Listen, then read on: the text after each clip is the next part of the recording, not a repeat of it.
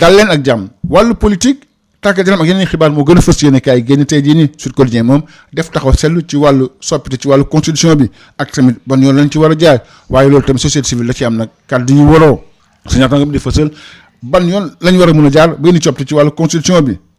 loolu nag indi na nag ay kàddu yu waroo ci société civile bi ci ndaje bi nga xam ne amal nañ ko samedi loolu nag jëm ci conversation citoyenne bi nga xam ne kat coalition société civile pour l'application des conclusions des assises nationales ak recommandation CNRI yi ak tamit pacte national bu bonne gouvernance amaloon nañ ko ñi nga xam ne kat ñoo bëgg référendum ak tamit ñi nga xam ne ñoo bëgg ñu jaarale ko par voie parlementaire waxtaan wi kat dafa gën a fësal ne kat am na gis-gis yu wute yu am na société civile ci wan yoon la war a mën a jaar ngir rek indi coppite ci wàllu constitution bi kii di Penda Mbow nee na kat lu toll nii constitution bi ñu koy soppi nag dañ cee war a boole askan wi yëpp ku ci nekk war cee mën a gis sa bopp Mamadou Mawa woon moom jàpp ne kat assemblée nationale moom war na koo mat mën ko su ko defee rek ñu war faa mën a jaar Macky Sall ñu ngi koy xaar ci Ndakaaru loolu Sud Quotidien mu ngi ko fësal kii fi nekkoon njiitu réewum Sénégal na ñu ngi koy xaar ci Ndakaaru fukki fan ak juróom-ñaar ci weeru juillet bi ñu nekk nii ci ab bataaxal kat fësal ne kat moom dina ñëw fii ci Ndakaaru waaye nag lii fi demee loolu moom dinañ ci dellusiwaat Sud Quotidien di fësal ne ñoo googu Macky Sall ñëw fii ci Sénégal nag moom dafa bëgg nag njiitu réew daal di koy jàppale su ko defee mu am ndombo tànk ci Nations Unies Macky Sall di escale fii ci Ndakaaru Diomaye nag tey lay décidé loolu laas moo ko fësal Macky Sall moom ñu ngi koy xaar ci Ndakaaru fukki fan ak juróom-ñaar ci weeru juillet bii ñu nekk nii la dépêche moo ko ci daal di yokk Diomaye Faye ak Sonko daal di réeroo Macky Sall war a ñëw ci palais ba loolu moo gën a fës ci yéenekaay bi de La Tribune su ñaata nga di fàttali Diomaye Faye kat moom amoon na ci gis-gis nee na kat candidature Macky Sall moom li ñu ko yëgaloon rek waaye tamit waxoon na tamit amoon na pression diplomatique boo xam ne kat amoon na ci kawam di visite boo xam ne mu ngi am ci waxtu boo xam ne kat am na réeroo diggante Diomaye ak Ousmane Sonko ñu des ba tey ak président Diomaye Le Soleil di fësal ne moom parti politique bi mu war a amal dinañ ko jëmmal juróom-ñetti fan ci weeru août bi ñu dëgmal si nii kaddu yooyu maître Abdoulaye Tine moo ko fësal moom yor kaddu président de la République du Sénégal kaddu yooyu ne mu ngi ko rotal ginnaaw bi nga xamee ne kat Diomaye dalal lu toll ci rek ay maire yu bëree bëri yu jógee nag Mbacké Mbour ak tamit Linguère Walf Fadjri di fësal ni Diomaye kat mu ngi waajal boppam bu baax a baax li ni mel te moo gën a fës yéene kaay di laas Vox Populi di fësal ni coalition Diomaye président kat lañ bëgg a def parti politique bu mag a mag ci waxtu woo sax Ousmane Sonko mu nga woon ca diwaanu Mbacké jëm na ci 48 heures coordination communale bu Pastef Touba Mbacké Ousmane Sonko na doon inauguré siège parti bi waaye sa tax lu ci wax responsable ne ànd ak daal ak tey su ko defee xëjal képp koo xam ne nag bëgg naa ñëw Pastef Vox Populi ci yokku ne moom Ousmane Sonko yëkkati na ay kaddu jëm ci li nga xam ne kat moom mooy gàtt institutionnel nee na kat ci fekkee dëkk bi ku nekk da nga def maa tey ñoom tam dañuy def maa tey dinañ jaamaarloog président Diomaye bu baax a baax ndaxte ñoom nag ñoo téye assemblée nationale ci quotidien Les Échos Ousmane Sonko di fësal ne dañ am président boo xam ne kat marionnette la maanaam kat moom dañ koy manipuler nu mu gën a yombee dinañ sax def motion de censure saa yu ko laajee kaddu yi Ousmane Sonko moo ko daal di rotal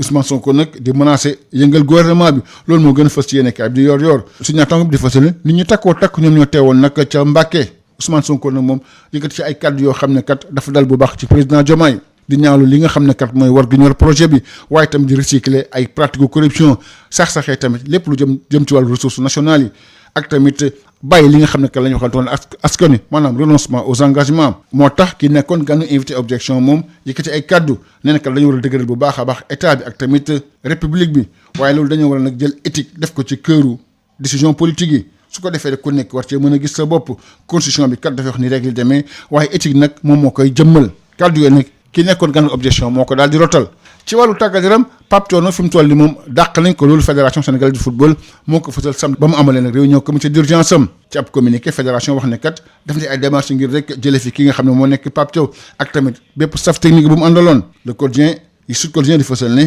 comité exécutif bi kat nee na li ñu mel kat dafa am solo lool te tamit moom moo gën ndaxte kat moom moo nekk bëgg-bëgg sénégalais yi ginnaaw kat ba ñu càmbaree bu baax a baax résultat yi nga xam ne kat moo rusee ci wàllu coupe du monde bi ak tamit naqar bi nga xam ne kat moom la sénégalais yi am waaye tamit critique yi nga xam ne kat fësoon na bi ngeen di toogee nag 16e de finale ci wàllu coupe du monde boobu noonu Pape Thiaw daal dinañ tekki ndombo tànkam loolu moo gën a fës yéene kay bi di quotidien national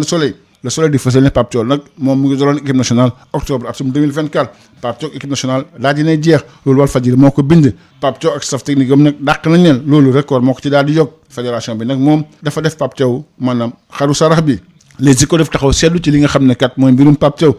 ak li mu doon laaj ci wàllu koppar doon laaj salaire boo xam toll na ci juróom fukki millions ak tamit prime de signature boo xam ne toll na ci 400 millions waaye tamit di am dara ci wàllu prize money bi l'observateur fësal li nga xam ne kat mooy bëgg-bëgg Pape Thiaw Bakary Cissé moom def ci ay révélation yu doy waar l'observateur lu ci yokk ne ay waxtu laataa ñu sigg ak Norvège Pape Thiaw nag dafa waxoon ne bu ñu deful contrat moom du toog ci banc de touche bi mbokk yi jaa ngeen jëf beneen incha allahu rabbi. Bonjour à tous. La politique Le sport et d'autres sujets sont développés dans les journaux ce lundi. Sud Quotidien s'intéresse à l'adoption de la révision de la Constitution par référendum ou voie parlementaire. La société civile étale ses désaccords, c'est le titre qui barre la ligne du journal. Mon confrère explique la méthode à privilégier pour conduire la réforme de la Constitution a engendré de profondes divergences parmi les acteurs de la société civile réunis samedi dernier à l'occasion de la conversation citoyenne organisée par la coalition de la société civile pour l'application des conclusions des assises nationales, des recommandations de la CNRI et du pacte national de bonne gouvernance démocratique. Entre les partisans d'un référendum et les défenseurs de la voie parlementaire, les échanges ont mis en évidence des désaccords de fond sur la démarche à suivre. Pour Pendambao,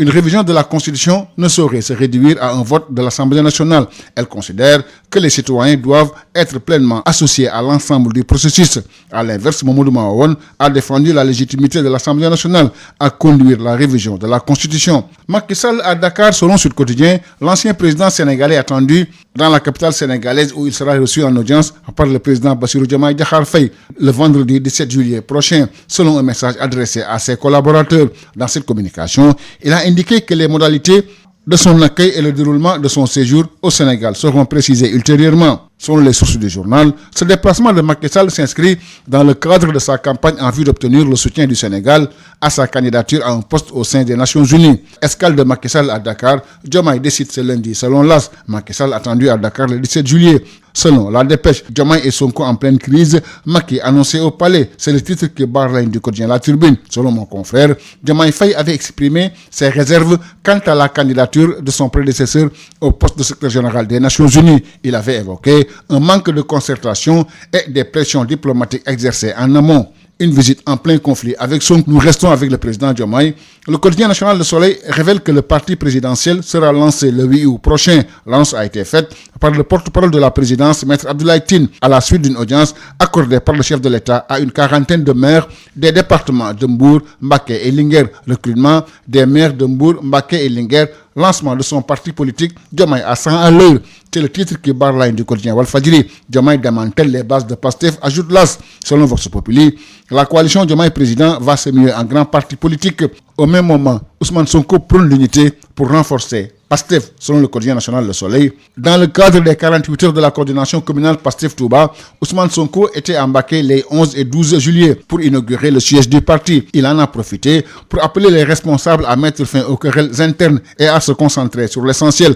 48 heures de Pastef, Mbacké-Touba, Sonko ressuscite le Gasta-Gasta version institutionnelle. Selon Ousmane Sonko, si dans un pays tout le monde fait du matin, on va tous faire du matin. On y fera face, on a des leviers, nous tenons l'Assemblée nationale. Ajoute le président du parti PASTEF. Dans le quotidien Les Échos, Ousmane Sonko déclare, je cite, « Nous avons un président marionnette et facilement manipulable. Nous déposerons autant de motions de censure qu'il commettra de fautes. » Ousmane Sonko attaque Diomaye et menace de faire tomber le gouvernement. C'est le titre qui barre la ligne du quotidien Yor Yor. Selon mon confrère, face à une marée humaine rassemblée à Mbacké, Ousmane Sonko a publiquement consommer sa rupture avec Diomaye. Dans un réquisitoire d'une rare violence, le président du parti PASTEF a dénoncé la trahison du projet, le recyclage des pratiques de corruption, le bradage des ressources nationales et le renoncement aux engagements de rupture. Selon l'invité de l'émission Objection, si nous voulons consolider l'état de droit et la rupture, il faut replacer l'éthique au cœur de chaque décision politique. La Constitution fixe les règles, mais c'est l'éthique qui donne un sens à l'action politique, ajoute le directeur du Centre de recherche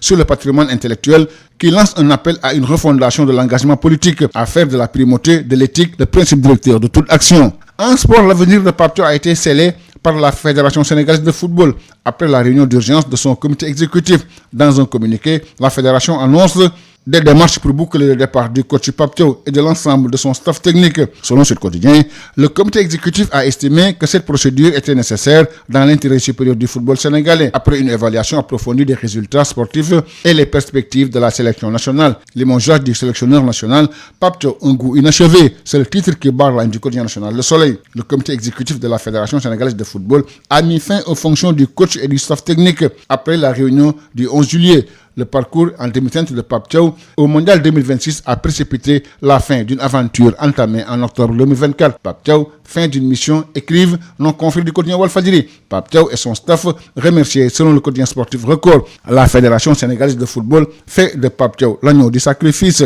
Pape Thiaw, les folles prétentions et le chantage de trop. C'est le titre qui barre la ligne du quotidien Les Échos. Il avait demandé un salaire mensuel de 50 millions et une prime de signature de 400 millions de francs CFA et des redevances directes sur les prize money. L'observateur fait des révélations sur la fédération et Pape Thiaw. Prime cachée et jackpot de 1,4 milliard de francs CFA, c'est le titre qui barre la ligne du journal. Bakary Cissé révèle les coulisses explosives d'une négociation inédite autour du contrat de Pape Thiaw. 50 millions de salaire mensuel, 360 millions de primes de signature et 150 millions de primes supplémentaires de qualification. Une revalorisation salariale portant ses émoluments à 62,5 millions de francs CFA en cas de qualification des Lions du Sénégal en quart de finale. À quelques heures du match contre la Norvège, Pape Thiaw aurait conditionné sa présence sur le banc à la signature de son contrat. Merci, c'était tout. À vos journaux et bonne lecture à tous.